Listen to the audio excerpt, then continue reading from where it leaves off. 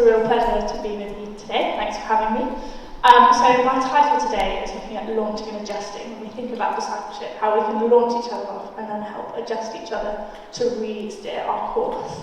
And I was thinking about this yesterday, and whilst I was going bouldering with my friend, went bouldering. I do love a bit of sport. Bouldering is my newest thing. I'm not very good yet. I've only been doing it a couple of months and I'm terrible. I'm also really, really scared of heights. And bouldering, you're not strapped in. So why I've decided this is the sport I'm going to do, I don't know, but it is. But for the first time yesterday, I reached the top of the bouldering wall.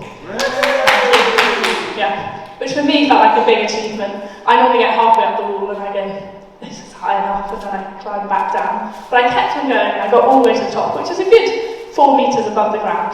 So it is quite high. It's a big achievement. And I was thinking, why this time? What was different about this launch off, as you will?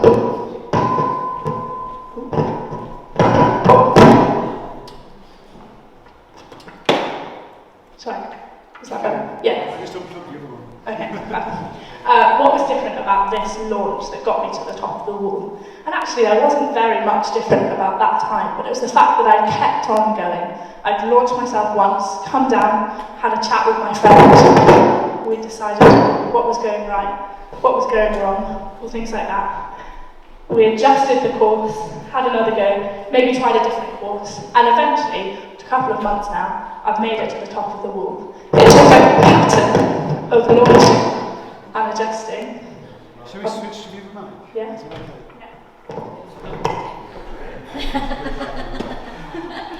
Sorry, everybody. Sorry.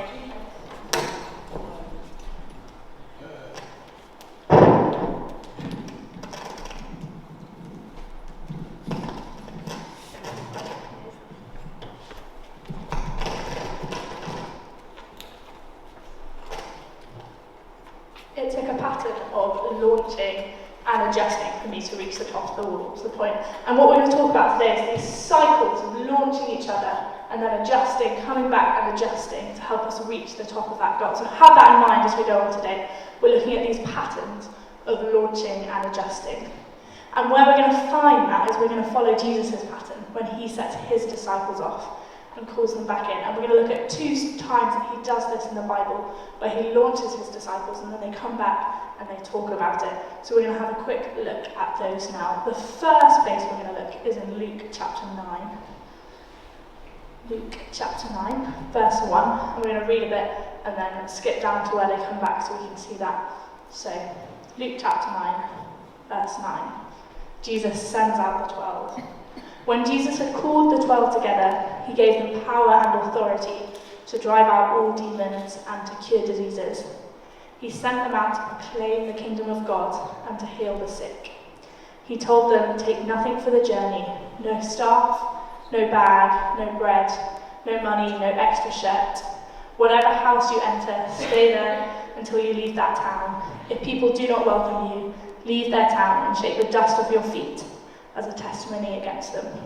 So they set out and went from village to village, proclaiming the good news and healing people everywhere. So we see Jesus here sending out his disciples. He gives them very clear instructions of what they're meant to do.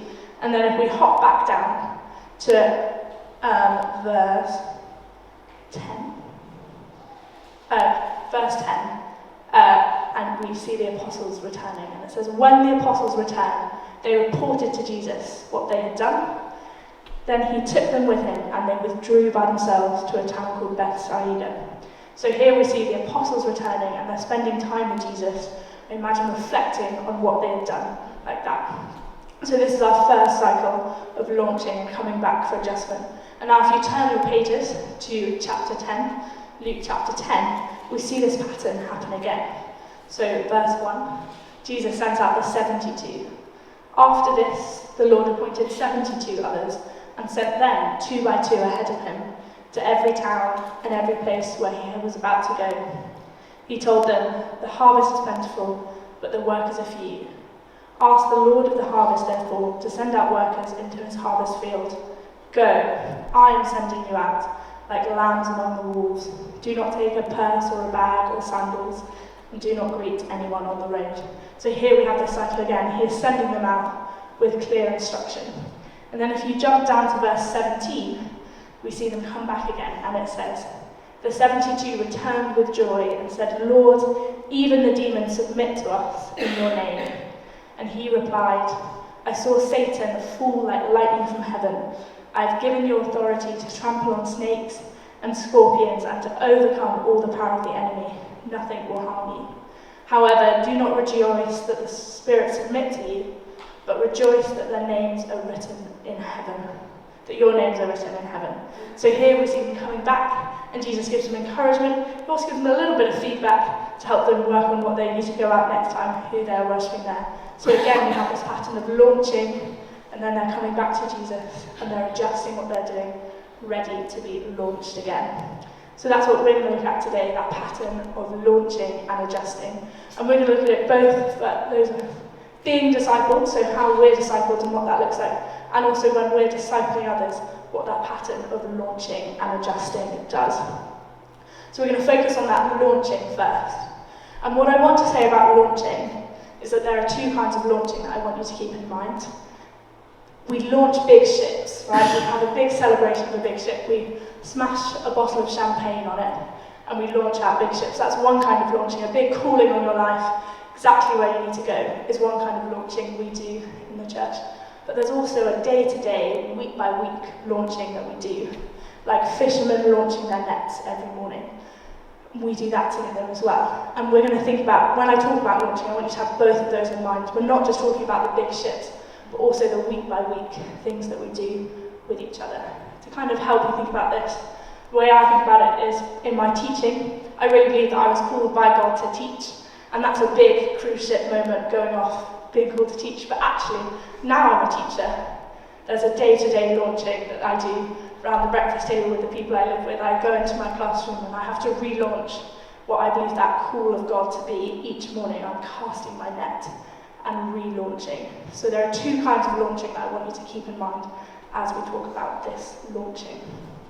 Okay, so the most important thing about launching and when we launch each other off is that Jesus does the launching. Jesus tells us where to go.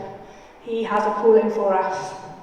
That's what he did in the Bibles. He told the disciples where to go and exactly what to do. And it's the same for us. Actually, the most important thing we do when we think about launching ourselves and others is listening to Jesus and listening to where he wants to send us. That's the most important thing. Listening to his instructions. He doesn't just tell them where to go and leave them. He gives clear instructions, and he gives clear instructions to us. We need to be listening to what God's call in our life is, not just in the big things, but also those day-to-day little things. Are we willing to be doing that for each other, doing that for ourselves, listening to Jesus, what it is for him to have a call on our life? For me, this really happened in my kind of journey to become a teacher, was where I really learned that I needed to listen on Jesus' call on my life for that launching. And there were kind of three processes to that. One is that I had to listen. The other is I had to listen to other people who were listening for God's call on my life. I had to let other people in. And then I just had to trust and obey what that calling was. So my journey to be a teacher started at the end of my degree. I was figuring out what do I want to do next? Where do I want to go? I finished this degree, what is next? And in my final year, I spent a lot of time trying to listen to God to find out what he wanted for me to do next. And over time, I pieced together, through lots of little things, of people suggesting things to me, people having words for me, that actually God wanted me to spend a year working for him, serving him in some way. And that ended up being an apprentice for Oxford Community Church. So I spent a year working for them. So that was my kind of listening to God, and that's what I realised he wanted me to do. In signing up to do the apprentice year, Andy and Ruth O'Connell, who some of you will know, were in charge of me in that year. So signing up to the apprentice year, I kind of came under, they discipled me through that. They discipled me through that year. And in that came some kind of submission of, I want you to find out what God wants for me to do this year. You're in charge of this year, and I'm going to trust that God has a call there. So I said to them, I'd really love to work with kids. I'll do the kids' work, that's fine. And they went away and prayed about what they felt God wanted me to do in that year. And they came back to me and said, how about leading the youth work? And I said, no, I said kids under 10, don't want teenagers. And they said, how about leading the youth work? And also, why don't you go teach in the King's School and teach the secondary school kids there? That would be great, 1 day a week. So I said, okay. I was quite scared of teenagers. Not really sure that's what I wanted to do, but then I knew that they were listening to God for me, and they were probably hearing God well. And so that's when the trust and obey came in, and I said, yeah, okay, I will trust and obey, and I will lead the youth work, and I will teach 1 day a week at the King's School, and I'm a teacher. So there was a clear vision there of God launching me off, and that took me listening to God to do my apprenticeship here, then me inviting other people to listen to God for me, to lead to that youth work and that teacher work, and then me just trusting and obeying when it wasn't exactly quite what I wanted to do. But that's that launching off. We need to listen, we need to invite others to listen for us. And then when we hear God, we need to trust and obey that He knows what is best. So that's when we ourselves are looking at what God is launching us into, but also we need to help God. We need to help each other see what God is launching us into. We need to see where the church is being launched, where individual people are being launched. So especially if you are discipling someone else, you need to have vision for those people. You need to be praying regularly. Where is God launching them into? Can I help that? And as the church as a whole, we need to be praying, where is God wanting to launch the church? So we can pray and we can hear where God is launching us. So we need to be praying regularly, not only that we're hearing God's calling on our lives, but for the people around us and for where the church is leading us. My personal pastor, again, I'm going to go back to my apprentice year, I had 2 options. One to work for LCC and one to work for the Christian Union, the charity that runs Christian Unions, and I was tied between the 2. And actually I went and I prayed with my personal pastor about it, and she has vision for my life. She was praying regularly for me, and she felt God speak. And she told me what she thought. She said, I think God is calling you to do the Oxfordshire Community Church one. She had vision for my life, and because of that she could hear God for me and help me come to where God was leading me. So yeah, when we're discipling people, we need to be having vision for them, praying for where God is launching them. But we also need that for the church as a whole. We need to be praying for the church where God is launching us. So that is launching. We're now going to think about adjusting. So this might be the kind of more challenging one. God has a call in our lives, great, but sometimes we need a little bit of redirection and adjusting. And we see that in the passage, right? Jesus launches out the disciples, but that's not it. They don't just go out and they're fantastic, they're great at their job. He comes back and he's like, it was great, it was really, really great, but remember, you need to rejoice in the fact that your name is written in heaven, not because you have authority over that. There's a slight adjustment in what they do. And that comes with encouragement. So it's important that when we're looking for relationships where we grow, we're looking for both encouragement and adjustment. There's a really helpful picture that I have. It's a graph, I love a graph, I'm a science teacher, where on one axis there is level of encouragement in a relationship, and on the other axis there is the level of challenge in a relationship. And if you're in the quarter of the graph that there is no love and no challenge, you're just bored, nothing's happening there. If you're in the quarter where there is no love but high challenge, you just end up really, really stressed. If you're in the quarter where there's high love but no challenge, you're comfy, nothing's happening. For growth, we need to have high challenge and high love. And what we want for each other is growth. What we want for each other is growth. So we're aiming for relationships with each other where we encourage each other and push each other on, but also where we can challenge each other and help each other grow. Because we love each other like Jesus loves us. And Jesus loves us too much to leave us where we are. There is more he has for us, but to reach that we do need to challenge and adjust. If you are uncomfortable with the idea of challenging, being loving, the way I best think about it is driving lessons is a really great way to think, where you need to challenge someone so that they grow. I'm currently learning how to drive, but say you're in a car with someone that doesn't know how to drive, just being really encouraging and telling them what they're doing right isn't going to get them out of the car park. They're going to stall every time. We need to be adjusting each other and prompt each other so that we can grow and we can get better and we can get out the car park, we can adjust our course and things like that. So in our lives, we need to be thinking, am I open to people adjusting me? Have I given someone in my life permission to come in and correct my course and steer my way? Is there someone or some people in my life that I've allowed to come in and give me adjustment, give me feedback so I can relaunch my course and grow and be closer to God? I've done this with a couple of people in my life, and I've got lots of stories of how it's really, really helped. One in particular is in my second year of uni. As Mark said, I love rugby, and at uni I played a lot of rugby. And in my second year of uni, that's all I did.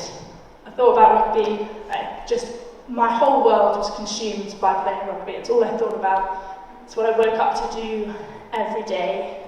And in a series of encounters, it was pointed out to me that maybe Jesus should be the centre of my life, not rugby. And it came through people that I'd given permission to challenge me.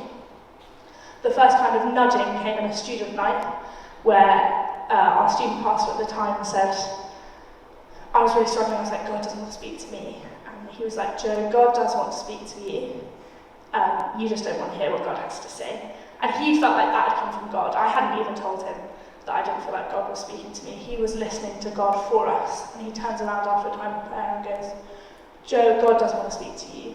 You just don't want to hear what he has to say. That was that first recourse adjustment. That's my first adjustment of course to relaunch. And I took this to my personal pastor and we talked it through. And kind of with both her encouragement and adjustment, she got to the point where she was like, is it rugby that is the thing that you don't want him to tell you to give up? And I was like, yeah, I think it is. And we had to adjust there. But that made me work on my relationship with rugby, and then I had a much healthier relationship with rugby. I could still enjoy it and play it, but it didn't become the centre of my life. I could work on getting Jesus back in the centre of my life. But those were two people I'd given permission to prompt me and to give me adjustments, as well as encouragement in my walk with Jesus. So do you have people in your life that you are allowing in and allowing to prompt you and adjust you? And for those of us who are discipling others, are we comfortable with adjusting them ourselves? It can feel difficult, it can feel hard. I know with my personal pastor, the personal pasty is what I call her, but I don't think that's the official thing. Personal pasty. But the personal pastor, I'm very, very good at the encouraging. I love encouraging people, that's great. But actually what I've learned is to really see her grow is when she's like, Joe, I just didn't read my Bible this week. I need to be like, why not? Let's get to the bottom of that. Let's find a way that you can. Let's reset that. There's encouragement. I'm not like, oh, you're a terrible person then. But there is adjustment that needs to happen there. And we do that in this balance of love and challenge together. But she, again, has given me permission to do that. So I'm speaking into her life, and I'm learning that that's the way I see her grow, is challenging myself to challenge her in that as well. So what I want to say is that we have these patterns of launching and adjusting our lives, and building them into our lives is really, really important. We need to find space and relationships where we can build in regular times of launching and then coming back and adjusting. At university I did this. The place I saw this done the best was in my Christians in Sport group. We went through patterns and cycles of each week we would meet, and we rotate through praying for our teammates, talking about how we glorified God in what we played, and then how we told our teammates about our faith. We called it pray, play, say, and we went through 3-week cycles of that. But having that regular pattern where we come back and talk about what we talked about the week before and how that had gone, and then kind of reset a new launching for that week, whether it was praying for our teammates, or making sure we didn't get angry at the ref that week, because that's what we'd struggled with, or maybe inviting someone to church in our team, or talking about church to them. And we had this pattern of coming back, talking about what we had done, maybe adjusting and reflecting on how that had gone, and then relaunching into the week.